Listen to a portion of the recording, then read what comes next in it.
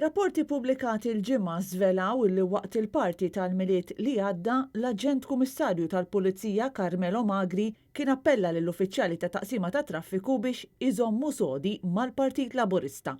Dan ħareġ minn intervista li taw żewġ persuni lis sit Lavin Malta u li allegatament qed jgħidu li huma tnejn minn dawk il-pulizija akkużati bl-iskandlu li feċ fit-taqsima ta' traffiku fil-bidu ta' din is-sena.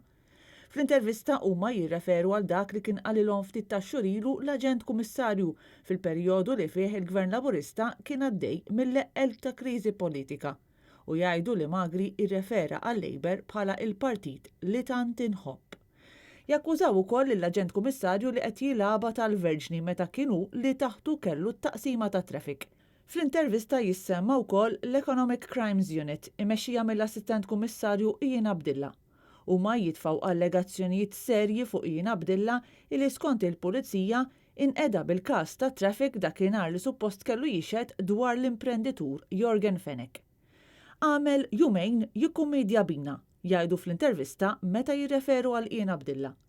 Intant fi stqarrija l-Partit Nazzjonalista qal li wara dawn l-iżviluppi il-Gvern ta' Robert Abela għandu ħafna l xi wieġeb.